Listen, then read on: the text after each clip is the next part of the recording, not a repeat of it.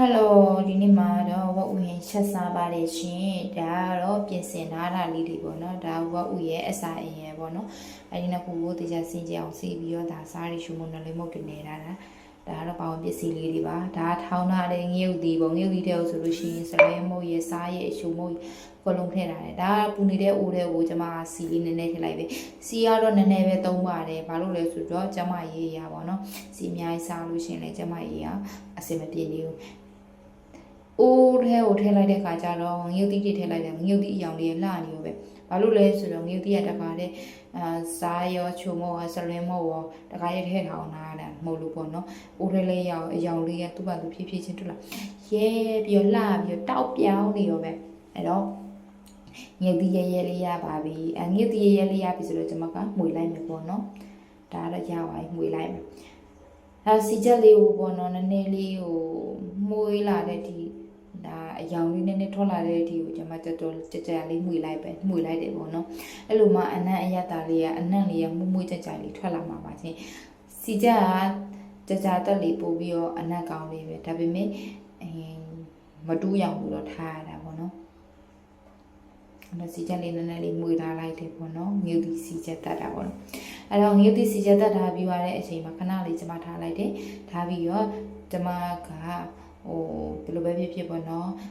ဝတ်သားချက်တယ်ဆိုလို့ရှိရင်လည်းအမွှေးကြိုင်လေးပါမှာဒါကတော့မဆလာပေါ့ကျွန်မသုံးနေတဲ့မဆလာလေးတစ်စုံခတ်ထည့်လိုက်ပါတယ်ရှင်ဒီမဆလာလေးကိုတခါတည်းအိုးထဲကိုတခါတည်းထည့်ပြီးမှုလိုက်တဲ့အခါကျတော့အနံ့လေးရဲ့ပုံမွေးသွားတယ်အဲ့လိုမျိုးအဲ့လိုတက်နေတဲ့အချိန်မှာအနံ့လေးကလည်းဟုံးနေရောပဲမွေးလာတာခဏနေတဲ့ကျွန်မဆွမ်းနာနေလာတဲ့ဝက်ဥလေးပေါ့နော်ဥမကြီးရဲ့အစာအိမ်ရဲ့ကျွန်မတေးတေးတတ်လေးလောက်ထားတယ်ပေါ့တတ်ရှင်းရှင်းလက်ဆက်တန့်ရှင်းလက်ဆက်အဲ့ဒါဒီကိုတေချာလေးကိုဒါအိုလုံးထည့်လိုက်တယ်ပေါ့နော်အိုးကြကြလေးမှုပေးလိုက်တယ်အနက်ဟိုအရသာလေးတွေကိုပေါ့နော်စိတ်ဝင်အောင်လို့ဒါတေချာချာလေးလုံးလိုက်တယ်ပေါ့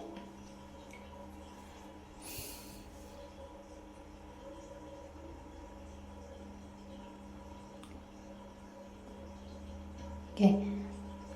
ဒါလေးလဲလုံးလို့လဲရပြီပေါ့နော်နှံ့ပြီပေါ့နော်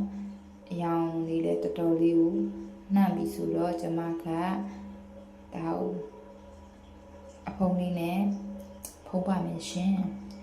ဒါဆိုရင်အယောင်ဒါမွေတာပေါ့နော်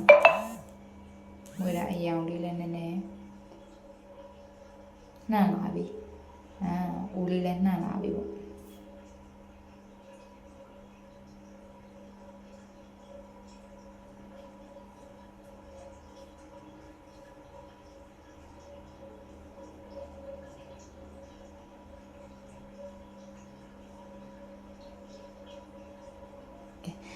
အဲ့ဆိုရင်ကျမတို့အဖုံးခဏဖုံးပြီးတော့ထားလိုက်ပါမယ်ရှင်ကဲဒါတော့အဖုံးဖွင့်လိုက်ပြီခဏထားပြီးတော့ဒါရေမထည့်ရသေးဘူးเนาะသူ့ရဲ့ပါဝင်နေပေါ့เนาะသူ့မှာတခါလေးနေထားတဲ့အရသာနဲ့ပဲဒါလုံးထားတဲ့အရေပေါ့เนาะကျမကဒါလုံးရေပေါ့အပရမယဓမ္မဆွမ်းနာဟောကလောက်ထားတဲ့မြုပ်တီထောင်းလာတဲ့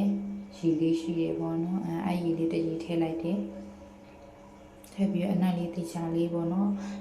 မှုတ်ပေးလိုက်ပါတယ်ရှင်မှုတ်ပြီးတဲ့အခါကျွန်မအဖုံးတစ်ခါထပ်ပုံမယ်ပေါ့နော်ဘာလို့လဲဆိုတော့ဒါဆွမ်းနာဟောကရေရကြတော့သူ့ရေနဲ့သူဒါကတော့ဒုတိယကိုရေလေးပြီးတဲ့အခါကျတော့ဒါဆိုတော့ဖုံးခွင်လိုက်တဲ့အခါကျတော့ဒါကိုစားခြင်းတဲ့ပုံစံအနေထားလေးလောက်တော့ရပါပြီရှင်အဲ့ဒီချိန်မှာကျွန်မကနန်းမေမဟုတ်ဒီကောင်ကစီရှက်နန်းလို့ခေါ်တယ်အဲ့ရှက်နန်းရွက်လေးကိုပြစ်ထည့်လိုက်တယ်ပေါ့နော်အနံ့လေးမှုအောင်လို့ဆိုပြီးတော့ထည့်ပြီးတာနဲ့ကျွန်မခဏနေတော့အဖုံးဖုံးထားလိုက်ပါမယ်ရှင်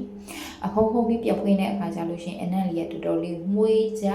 ပြီးတော့စားခြင်းတဲ့ပွဲလေးဖြစ်ပါမယ်ရှင်ဒါဆိုရင်တော့ဒါထည့်ထားလိုက်ရောအနံ့လေးနည်းနည်းရအောင်အဲ့ဒါကျွန်မကအရာအစင်းလေးကိုတည်တည်ချာချာရိုက်ပြတာပေါ့နော်ရွက်လေးလည်းယော်လာပြီဆိုတော့ကျွန်မဖုံးလေးခဏလေးဖုံးထားလိုက်တယ်ဖ ဖုံးပြီးတော့တောင်းပြီးတော့ရှာလိုက်တယ်ဒါစားလို့ရပါပြီဝက်ဥဟင်းပါရှင်